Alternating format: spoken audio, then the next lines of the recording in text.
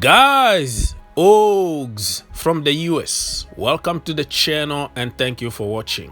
In this video, we are going to discuss about the king himself, Antonio Conte. Conte been talking to the media and he said that he wanted Van Dijk and Romelu Lukaku to sign for Chelsea Football Club in his second season, because that was going to improve Chelsea Football Club by 30%. Yeah, he's right. And everybody went crazy on social media asking, what if? What if we signed Romelu Lukaku and especially Van Dijk? What could have been?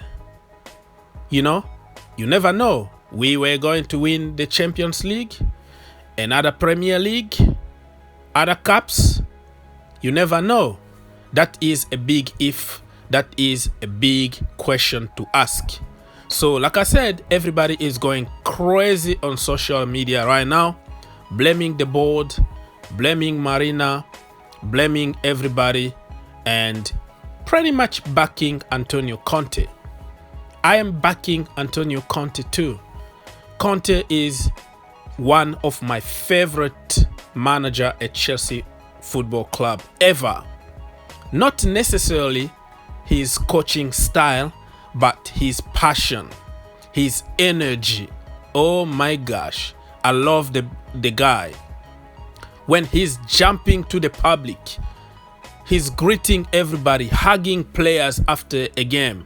It's just beautiful to watch. I love the passion. Like I said, not necessarily the playing style. Because the first season, he came up with a 3 at the back and he took over the Premier League, and the rest is history. We went to win the Premier League in his first season.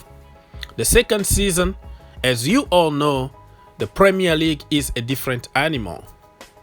If you continue to play the same way, you are going to be found out and exposed. That will happen in the second season, and Antonio Conte didn't want to even change his system. Looks like he doesn't know how to play different systems. When he came the first season, he tried 4 at the back. It didn't work out. Immediately when we got destroyed by Arsenal, he changed and tried to started playing 3 at the back and never went back to back 4.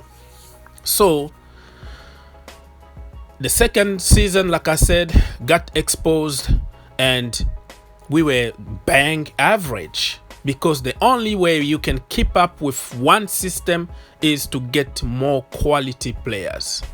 So individual skills are going to make the difference. The system is going to cause you problems.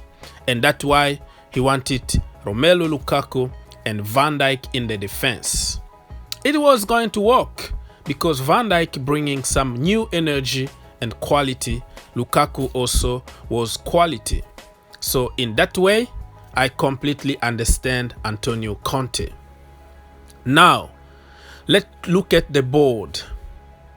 What they did wrong here.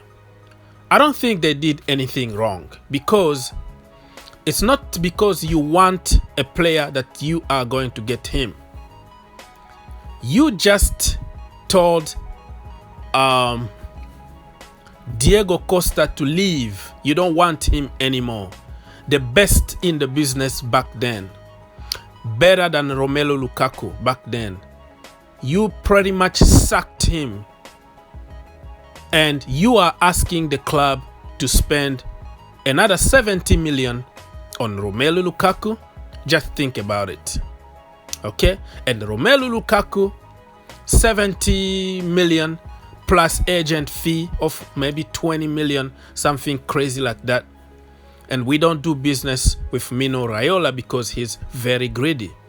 And I can understand why the club didn't want to do business with Mino Raiola. Now let's talk about Van Dijk. Chelsea went for Van Dijk. Van Dijk was open to coming to Chelsea Football Club. Man City also were interested in Van Dijk.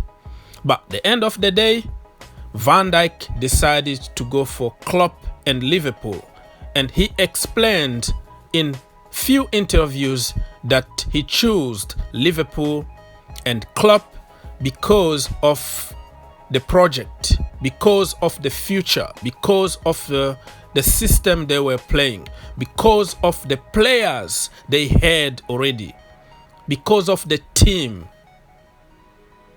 and most importantly, because of Jurgen Klopp. He wanted to play for Klopp because he loves Klopp. He loved the way he interacts with his players, and that was one of the biggest factors for Van Dijk to choose Liverpool over Chelsea and Man City. So it's not that easy. It's not just go there, pay the money and get the player.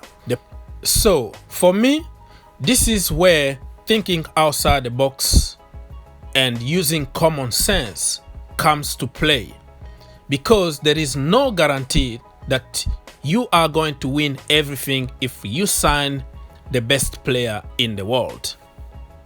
You know what I mean? Otherwise, Galactico at Real Madrid were going to win everything for 10 years.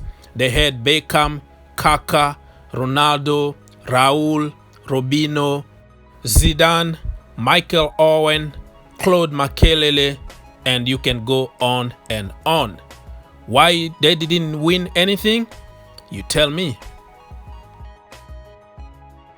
Van Dijk made a huge difference at Liverpool because the team was already built and he was missing somebody.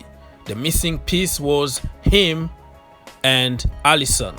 And when they came to the team, they pretty much won everything. And it doesn't mean that it was going to be the same thing at Chelsea Football Club.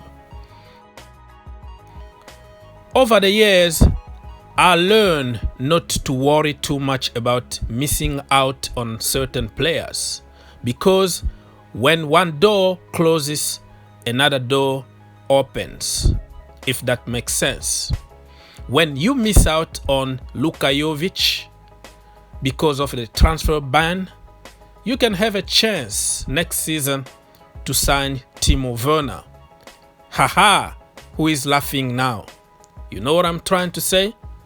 And when you miss out on Leon Bailey, you could have a chance to sign Kai Havertz. You know what I mean? Every year you have good players on the market. Some of them you never even knew them. You can miss out on Alisson and you find somebody from Senegal, Edouard Mendy. You know what I mean? So this is the way it is. I'm so happy now, because if we signed Van Dijk, we were not going to sign Thiago Silva. You know what I mean? If we signed Romelu Lukaku, we were not going to sign Timo Werner today.